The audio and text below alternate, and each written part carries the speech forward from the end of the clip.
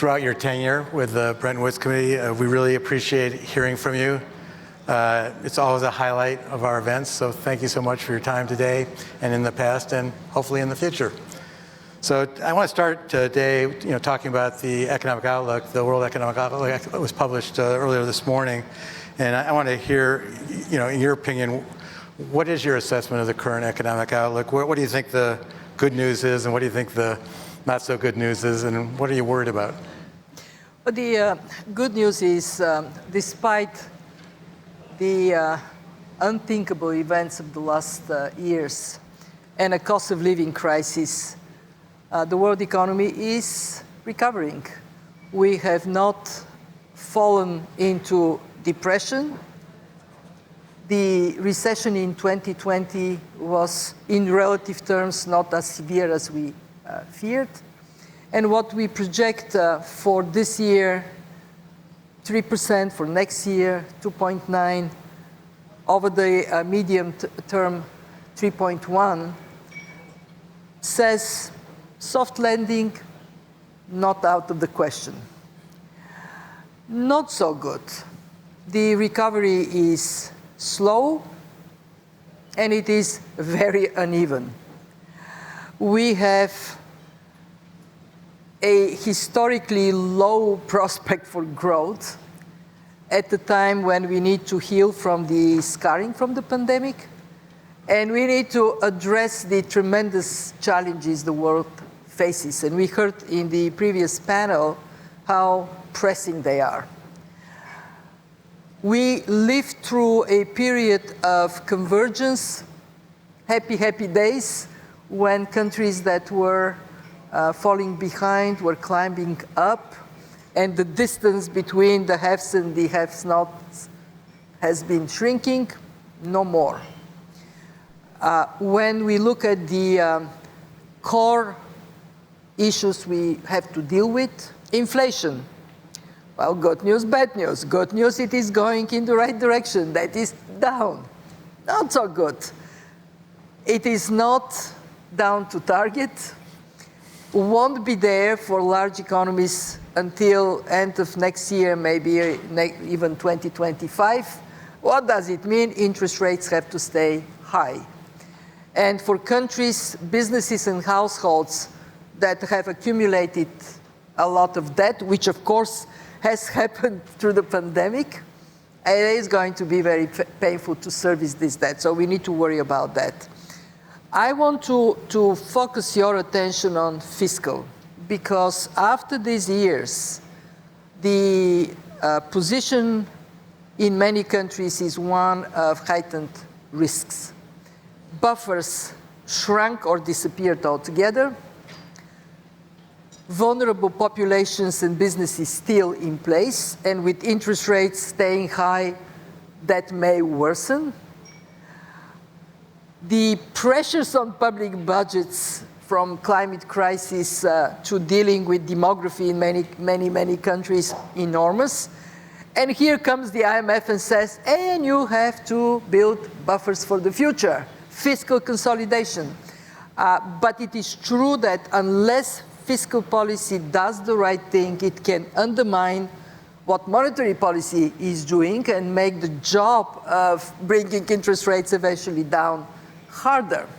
So, complicated time, and of course, all under a very big cloud of geopolitical tensions that makes collective action, so more difficult, and yet it is necessary. And in some countries, the national politics don't support the fiscal consolidation that we'd like to see. For example, the United States is running a very large budget deficit at a time when it's operating at or beyond full employment, and there's no near-term prospect of improvement on that source.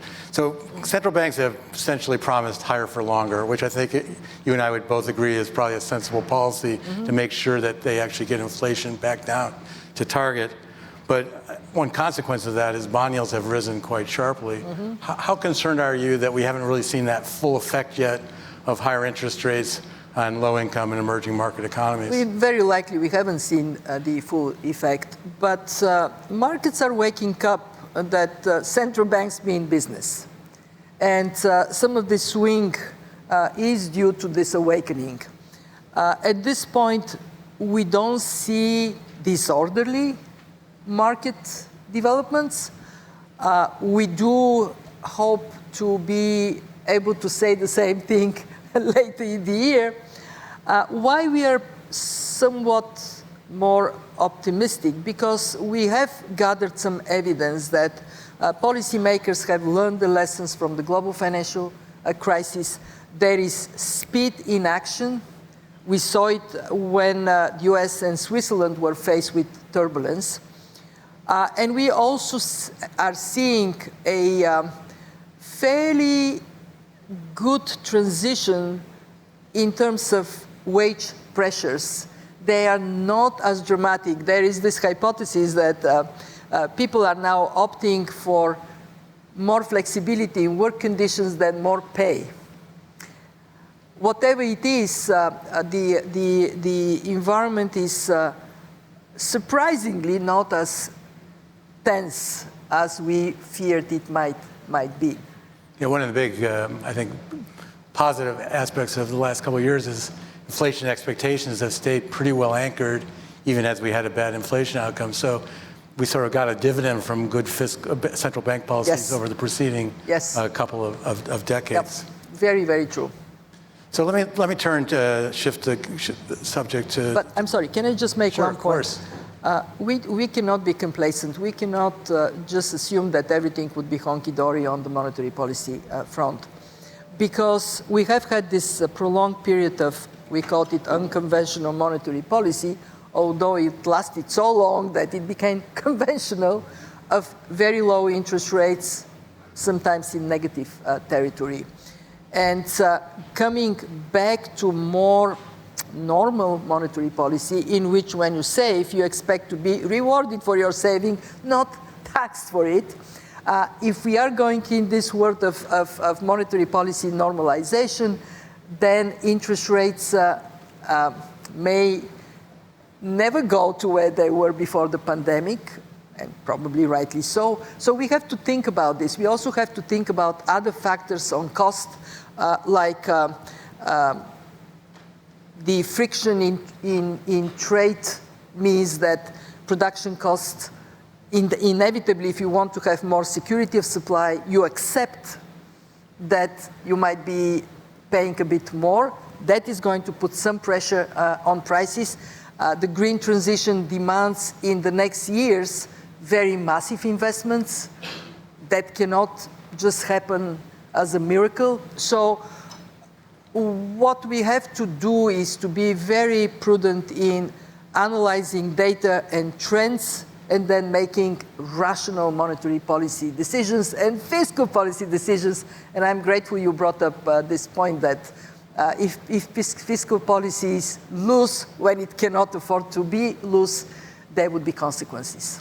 Yeah, I think your point that we're in potentially a new regime in terms of interest rates is important because anybody who wasn't expecting that may find that they're more vulnerable than they expected to be. We already saw that in the United States in March of this year, where a number of banks had made pretty large bets that interest rates were going to stay low for a long time and got caught out by it. Fortunately, it turned out that that problem was a small problem rather than a big problem. But obviously, we don't know if there's other problems out there. Yep. Let me switch to mission. There's been considerable discussion. We heard it on the first panel today about that the IMF mission needs to evolve given the fact that lots of new important global public goods, climate, energy security, food security, and those weren't even on the radar when the IMF was created. I mean, literally, climate change was not on the radar at all. So how do you feel like the IMF's mission should be adjusted to cope with the fact that, yes, there's short-term issues that you need to deal with to ensure financial stability in the short term, ensure trade adjustment in the short term when countries come under pressure, but there's also these long-run problems that also pose huge threats to financial stability and economic stability. Well, if you look at the history of the IMF, it is a history of adjusting to a changing world. We had the gold standard, then it went away, and the IMF had to adjust and help the world adjust to flexible exchange rates. And ironically, we were right here on the African continent in Nairobi, 1973, when this adjustment was in motion. Inflation was high, that was a concern. And there was a sense that the fund needed to take steps to be more agile in how it decides on policy priorities, on its own staffing, and the predecessor of the IMFC was created. So then we went a couple of decades later to the collapse of the centrally planned economies in the early 90s, yet another significant evolution in the work of the IMF. And at that time, people tend to forget, but at that time there was one particular serious problem. It was the problem of transformation of centrally planned economies to markets that led to a creation of a structural lending instrument with the objective of putting this medium, longer term foundation for bringing these economies, my country included, on a sounder footing. So what is happening now is not that different. We have very significant changes in what impacts macroeconomic financial stability, growth, and employment. Very clearly, climate shocks are already affecting macroeconomic and financial stability. They create climate-related risks in the banking sector. And also very clearly, the transformation to low-carbon, climate-resilient economy requires macro policies and micro policies, for that matter, to adapt.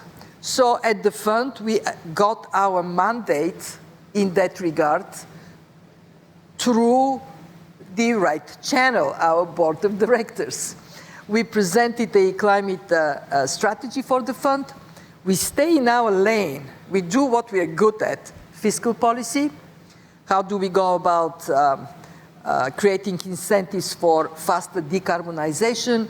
How we adapt the insurance sector to a world of more frequent climate shocks? How we adapt spending to integrating this. Monetary policy, how do we assess climate-related financial stability risks? And then we created a financial instrument that is appropriate for the type of transformation we need to pursue, which is, as you said, longer-term shift. The Resilience and Sustainability Trust, it is a small revolution for us at the fund because it is 20 years maturity, 10 and a half years grace, to help countries open up fiscal space today to incorporate policies that would make them low-carbon, climate-resilient. And I look at this with the same eye as what is happening in the world of money.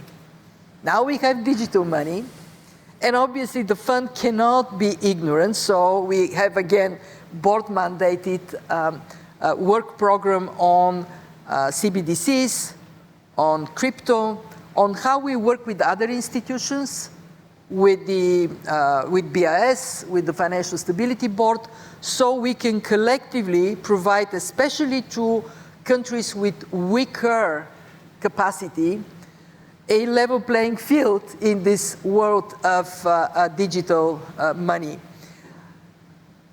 In other words, we do not have the luxury of a world that stands still. That doesn't exist. So you would argue that the IMF has shown the capacity for change and will continue to show the capacity for change? Oh, I would definitely state this. And I am extremely proud by the people of the IMF, the staff of the IMF, the quality of analysis they come up with on the cost of this transition, on the cost of fragmentation, on what policy mix we can provide to countries, those that have high carbon intensity, those that are very vulnerable to climate shocks. This work is truly remarkable, and I also have to recognize Christine Lagarde, because during Christine's time, some of this work was put in place. What I did in my time is to take it from being more on the analytical side to move more into the operational side of the fund. And I'll tell you, in countries that are dependent on fund advice more than others, this is incredibly valued. I was just in Côte d'Ivoire. Côte d'Ivoire is very keenly interested to have access to the Resilience and Sustainability Trust because they're vulnerable to these shocks. And there I hear from policymakers there. I hear it from policymakers across, from Bangladesh to Senegal to Kenya to Rwanda, that they want a fund that is dealing with the problems of tomorrow. So ex ante rather than ex post. Exactly, not a fund that is there saying, oh, well, you know what, you have this problem, go find somebody else. Yeah, it is a policy issue, but go find somebody else to help you with. So it's sort of like you'd like people to say, the IMF is in town, that's a good thing, as opposed to the IMF is in town, that's a bad thing. You know, this is a very interesting point. Yes, yesterday I had a press meeting with Moroccan journalists, and one of them started, the preamble was, you know, during your mandate we have seen the image of the fund changing as being more empathetic institution. And I want to say two things. One, it doesn't mean that we shy away from our responsibility to speak truth to power, to speak clearly as to what is wrong and how it has to be fixed. And of course, one of our messages, fiscal consolidation, not necessarily liked, but it is a message that has to come through. Or on debt sustainability, we have to point out to countries that gobbling up debt above levels that you can actually manage responsibly is going to be bad for growth and bad for the well-being of people. So we do this. It doesn't change. What is changing is bringing more understanding of how policies affect ordinary people. Who are the most vulnerable? How can we help countries to use digital technology to channel more support in a more targeted manner? And I don't think at all that when I finish with my duties at the fund that I would be ashamed to be called more empathetic leader of the fund. I'll tell you a funny story.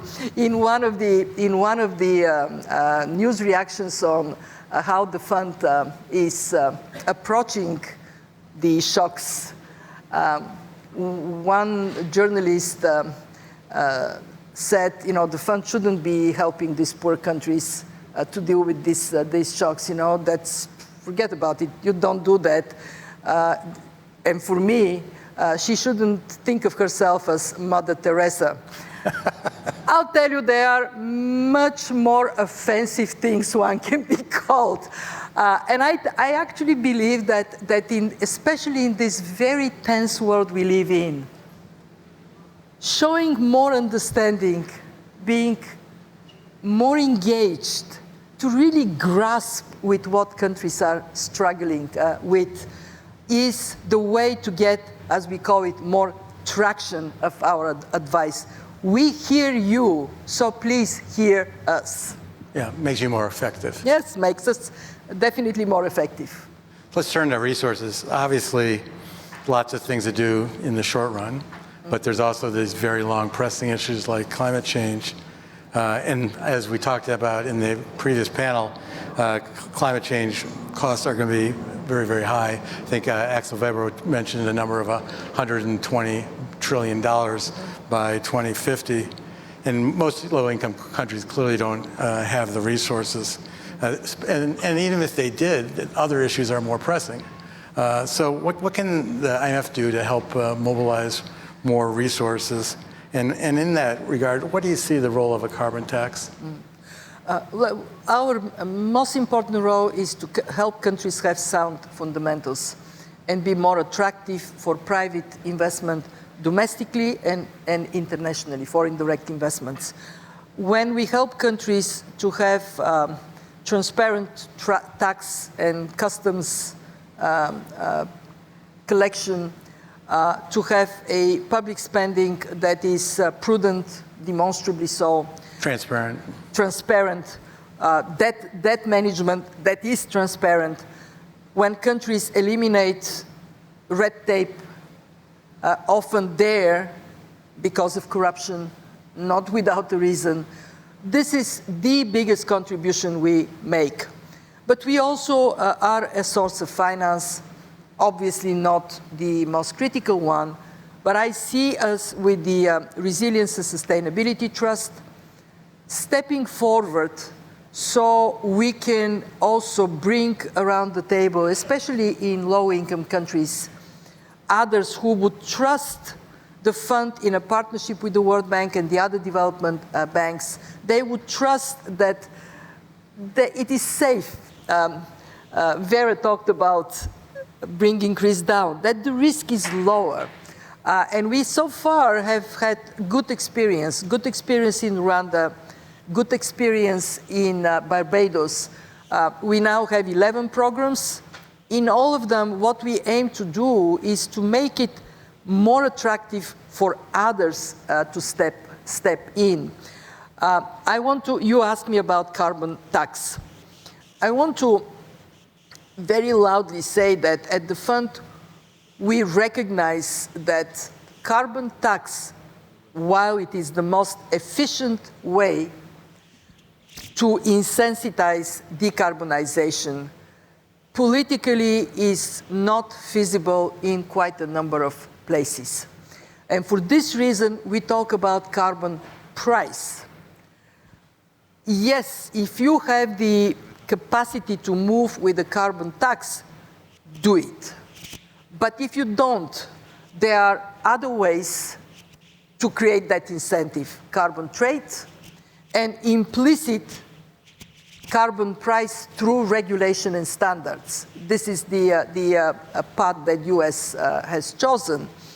As long as we can bring equivalency of these different approaches, and we are working on that with OECD, then we can talk about, in our terminology, this international carbon price floor. We can talk about equality of treatment and maybe prevent a world of more trade de facto restrictions coming from the understandable need of countries with carbon price to put an equalizer through a mechanism, trade mechanism, as we have seen the European Union doing. I cannot say it loudly enough. Without carbon price, there is no chance on Earth for us to stay within 1.5 degrees Celsius. Just cannot happen. And anything we can do collectively to say, choose some way, okay, you can't do tax, fine. Do trade, do standards, but do it, because if businesses and consumers do not get predictable carbon price that they know is coming, they're just not going to move fast enough. You have to create the right incentives for people to do what you want them to do. Clearly. How about the burden? So $120 trillion, low-income countries probably have the greatest facility to reduce carbon at the lowest price, but don't have the resources to do so. How do you handle the burden share? But it goes into, so far, the burden sharing conversation has turned into a finger-pointing conversation. And to be frank, I don't think finger-pointing is going to save us. Hand-holding, maybe. I would very much aspire to see on the side of the richer countries a honesty in making commitments and then sticking to implementing them. The famous 100 billion, it has created so much bad blood with the developing world. And year after year, the developed world comes a couple of billions short. I mean, for God's sake, stitch it. And also, I can see this is not going to solve the problem. 100 billion, this is more symbolically important as a matter of fairness. But concentrate attention on removing barriers for private investment. It is paramount for all of us, international financial institutions, and I heard the previous panel rightly pointing to that, to act together so the whole becomes bigger than the sum of individual parts. If you look down the road, what is going to happen is advanced economies are going to be hammered themselves. They are already being hammered. Well, there will be a moment when the pressure domestically for domestic action is going to jump up. It is still not there. Well, please use this time. Use this time to act responsibly and act in support of the developing world. Otherwise, it doesn't really matter. Say Europe goes to 0, 7% of emissions gone. And meanwhile, Africa goes up 7%, and we are cooked. Right. And I also see this whole new drive towards subsidizing green investments in industrialized countries, in the richer world. A piece of me says, yes, pushing incentives to move faster is a necessity, especially investing in R&D, in scaling up the application of existing technologies. It is a necessity. But if it is done keeping that away from the emerging markets, it's not going to reach the goal we have, which is protect the future of our children. Agreed. I'm going to switch to digital currencies. You brought up digital currencies earlier, and several countries have introduced central bank digital currencies. Many others are in the pilot stage, as you know. So this is coming. I think we know that inevitably. What role do you think the IMF should play in this? Ensuring that the central bank digital currencies are fit for purpose, that they do the right thing in terms of balancing efficiency, safety, financial stability. It is a great illustration of the point of why we need international cooperation. Because on this topic, the fund works with BIS, with the Financial Stability Board, and individual countries. It is only in collaboration that we can make a progress in a way that this technology advances, but it advances in a constructive and productive way. There are two big questions. The first one concerns CBDCs, and it is the question of interoperability. Even if we have, obviously different technologies are going to be coming, but even if there are differences, we have to build platforms that connect. Otherwise, we are going to harm, not help, development. So we can have cross-border payments brought down significantly. We can have more financial inclusion. When we talk about private, not public, digital money, there the question is one of regulation. We cannot have all various flowers blooming because what we need in this area is actually a very nice bouquet. Regulate the planting, regulate the watering, regulate the picking up of these flowers. And there is now some good traction. The Indian presidency brought this issue forward, and that is about what can be done so we don't allow more financial stability problems rather than using assets that are backed as a good way of expanding the money world. Yeah, I mean, so far, we haven't regulated it, and a lot of bad things have happened. So I'm completely with you.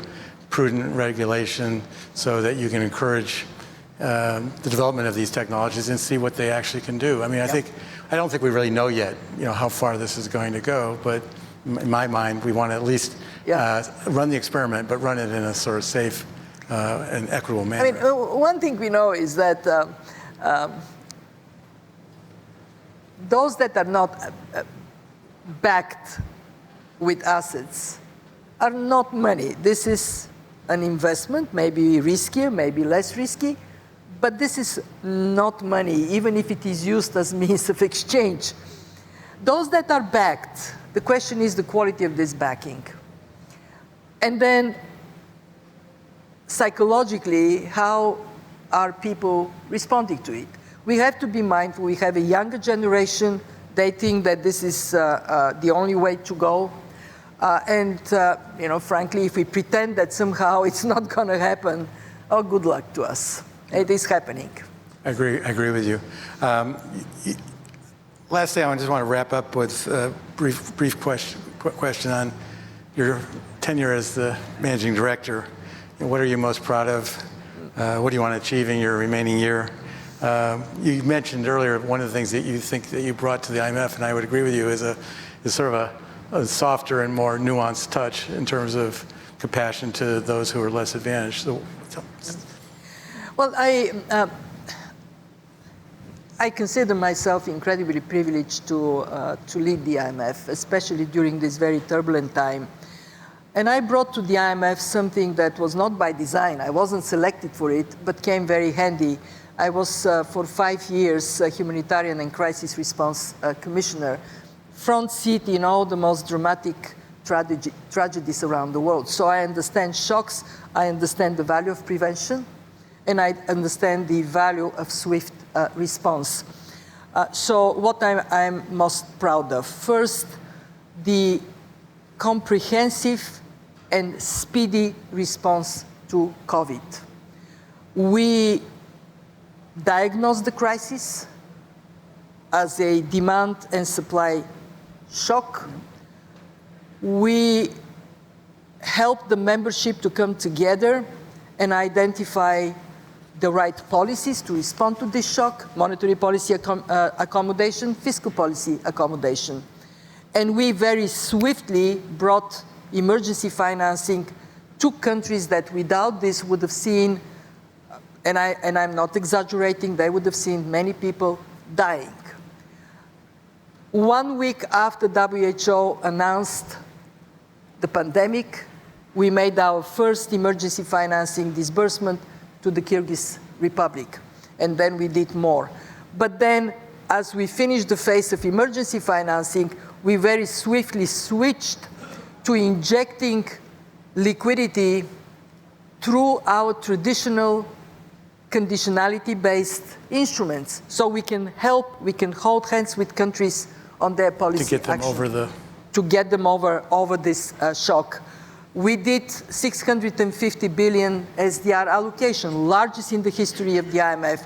If you take lending and SDRs, we injected $1 trillion in the world economy at a time that for many countries that was paramount to keep their economies and their people functioning. So I'm very proud of that. We got the assessment, so forget about what I'm telling you. The Independent Evaluation Office of the IMF assessed our response to COVID very positively. Secondly, I am very proud with the on-lending of SDRs. 100 billion dormant asset now put to good use. Getting it was not easy, but majority of our members saw it as a win-win. Countries keep their reserves, they're theirs, but in meanwhile, because we cluster them and reduce risk, we can deploy them lending through the PRGT, the Poverty Reduction and Growth Trust, and lending through the Resilience and Sustainability Trust. There was no way we can lend to Ghana 3 billion if we didn't do this. Mm-hmm. Just no way, no how.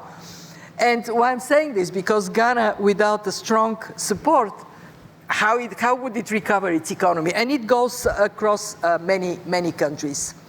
The third thing I'm very proud of is the climate strategy, and doing it from the strength of the fund. I know there are some that are accusing me that I'm drifting. Look at what we do. What we do is fiscal monetary policy and structural transformation. And finally, one thing that may be less noticed, but the fund is not a decentralized organization by a long mile. We don't have a lot of experience with working remotely because we don't have many offices around the world. We moved virtually overnight from working in our offices to working from home, and we now have a very good hybrid model of operation, and that was done smoothly. So these are things I'm proud, but not as me, as the family of the IMF. And I go around and I tell people, okay, you guys, you're so accustomed to go poo-poo on the IMF. Look at what we have done. Look at who we are today. Look at my wonderful colleagues and how much heart and sweat and smarts they put in their work. What do I want to see done? We are going to have a discussion. I want the fund to be on very sound financial footing, because when the next shock comes, I want the fund to stand tall and say to the shock, we are not afraid of you. For this, we need an increase of quotas. The fund over the last decades moved from being a genuinely quota-based institution, 80% of our financial capacity in quotas, to being primarily dependent on borrowed resources. Only 40% are quotas. Restoring the primacy of quotas, I would be very glad for the membership if we manage to do it. And putting the poverty reduction and growth trust on sustainable footing. Why is this important? Because when you look at the world today, you have the self-insured countries with strong reserves, strong fundamentals. In fact, $11 trillion in reserves, 2/3 in 10 countries. And then you have 100 countries, all the poor countries and vulnerable middle-income countries. They hold 3% of global reserves. For the poor countries, they have to be confident that the IMF, as the center of the global financial safety net, is able to step up when this is necessary. And of course, I very much want to see the fund being agile and adaptable institution for a world of profound and very rapid change. Thank you. We have 4 minutes and 15 seconds, but I'm going to try to take 1 or 2 questions from the audience, if I may. And if you ask the question, if you could identify yourself, please.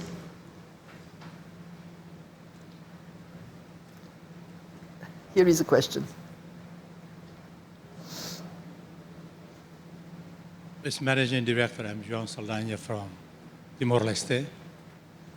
As a non-executive member of the Central Bank. Can you speak up, please, a little bit? As a non-executive member of Central Bank, at the same time also teaching and also doing a little bit of the entrepreneurial work.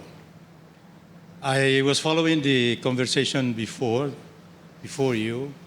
There was a concern about lots of problems, need to scale up to get to the trillions of dollars to solve some of those. I also heard about this idea of planning somebody else's money when it comes to solving problems, so that way you don't have to spend your own. I also heard about this private sector, to crowd in private sector. At the same time, they have difficulties because it's not attractive to make money. The last one, it was bringing in the emerging markets, but they're all constrained by the debt, because their fiscal capacity is limited. Now the question is, if bringing in the emerging markets, who are now accumulating a lot of debt, has actually becoming cancerous. will that be possible to forgive a substantial part of it that I've been listening to many discussions, and then start over again? So you cut off the cancerous part. You don't need to scale it that much, and then you maybe you start over again. Probably may solve the problems a bit better because you're more agile, you're more healthier. Thank you very much.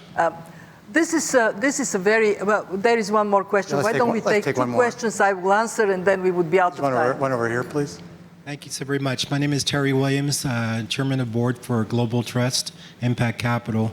I lose a lot of sleep as a Chairman CEO over the amount of, I can't do risk mitigation on everything. For example, foreign direct investment, we're going in with $100 billion to invest around the world, and the amount of corruption, the amount of cyber attacks. I wish I could do risk mitigation or foresee all the different risk places that are de-risking technologies that we can use, but it's not possible. But any thoughts about investing money into countries where you already know, historically, presidential level, that there's been corruption? How do you put a de-risking lens on that? Because in the private sector, we want to do well and do good at the same time by investing foreign direct investment, but boy, the corruption keeps me up late at night.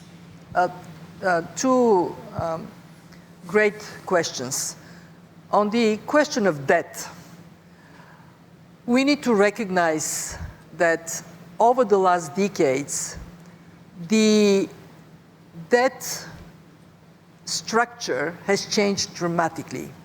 The creditor landscape is cacophony. You have private sector lenders, Eurobond, institutional investors, state-owned enterprises lending. Then you have the traditional Paris Club lenders and the new lenders, China, Saudi Arabia, the Emirates, Brazil, India. And that multiplicity of lenders, this very confusing landscape, makes it very difficult to have a collective decision that says we are going to cut debt together. Because creditors would say, well, if you don't cut yours, why would I do mine? What is the way forward? The way forward is first bring creditors and debtors into a discussion that allows to identify principles of debt restructuring that hopefully lead towards a more of that wholesale approach you're describing. And we do this, we created the Global Sovereign Debt Roundtable that has all these different participants in it.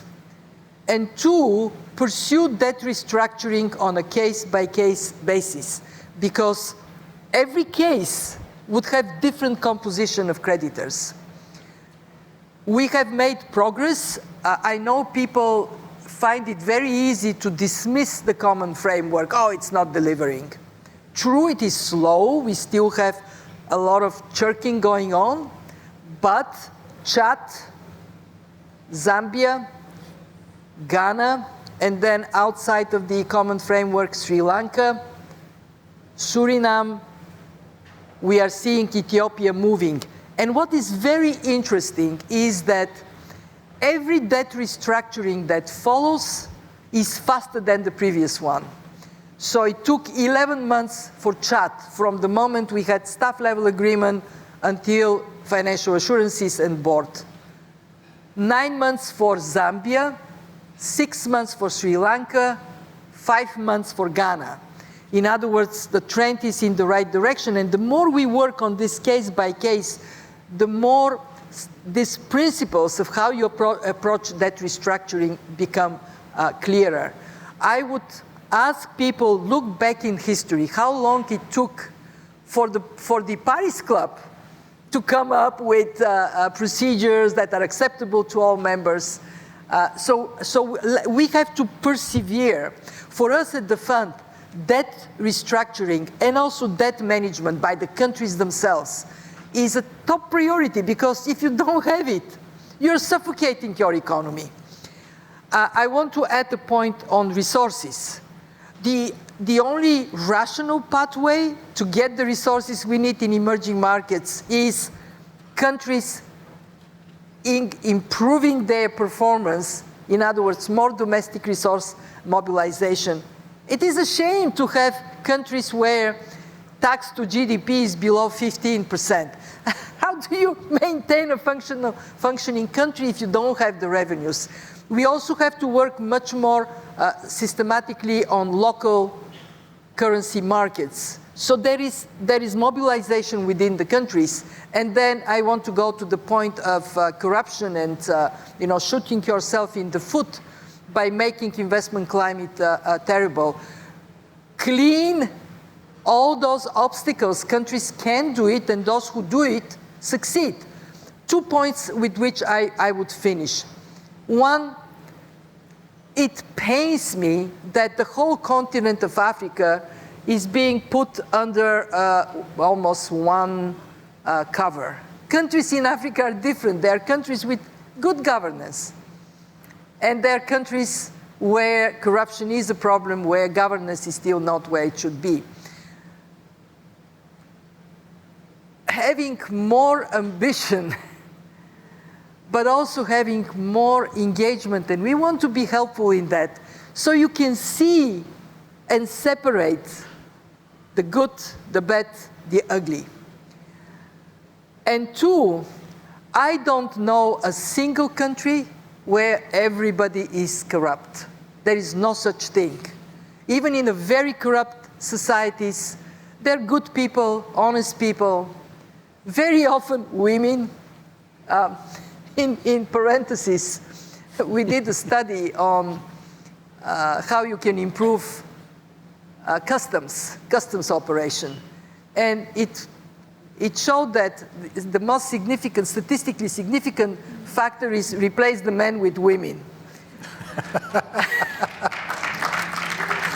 but I need it's okay to clap as a man. I need to add, though, that the study also has shown women much less corrupt. But when a woman is corrupt, it is mucho corrupt. It's a big problem.